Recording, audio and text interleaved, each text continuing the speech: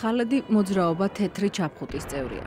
ის ადამიანების მცირე ჯგუფს ეკუთვნის, რომელიც ალეპოში დარჩა და ნანგრევებიდან ადამიანების გამოსაყვანად საკუთარ სიცოცხლეს ყოველდღე რისკავს. ალეპო ასადის რეჟიმის, რუსეთის სამხედრო თვითმფრინავებისა და ორგანიზაცია ისლამური სახელმწიფოს ბომბების სამიზნეა.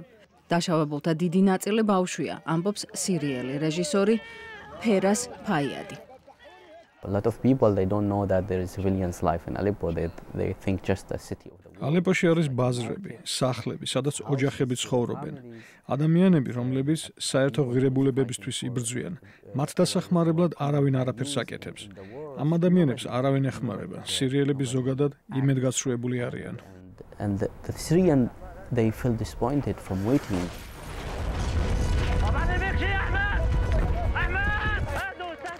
ფილმი ბოლო კაცები ალეპოში იმ სირიელების ამბავს ყვება, რომლებიც ქვეყანას არ ტოვებენ.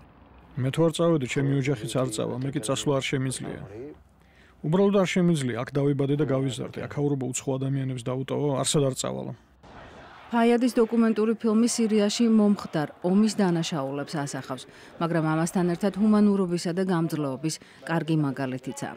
გარშემო უწყვეტი ტრაგედიისა და ტკივილის მიუხედავად ადამიანები პატარა ბედნიერების პოვნას მაინც ახერხებენ. ხალედმა მიშულებს აკვარიუმი აუშენა. მოქალაქე ჟურნალისტებთან და თეთრი ჩაფხუტის წარმომადგენლებთან ერთად ფაიადი ყოველდღე იღებდა ალეპოს ქუჩებს. I start with this idea that დავიწყე იმ იდეით, რომ ომი ადამიანებში არა მხოლოდ უარესს წარმოაჩენს, არამედ საუკეთესოსაც. human being but also it's bring the best in our human being. დღეს რეჟისორი თავს სხვა ქვეყანას აფარებს. სირიაში ყოფნის დროს ის ასადის რეჟიმმა ორჯერ დააპატიმრა. სამშობლოში დაბრუნების შემთხვევაში მას სიკვდილით დასჯა ემუქრება. I have the feeling of the anger from the Russian, of course. I have the anger from Assad regime. რუსებზე რა თქმა უნდა გაბრაზებული ვარ რეჟიმზე, რომელიც ყოველდღე კლავს სირიელებს. ახლა თქვენთან სტუდიაში ვზივარ, იქ კი ბომბები ვარდება.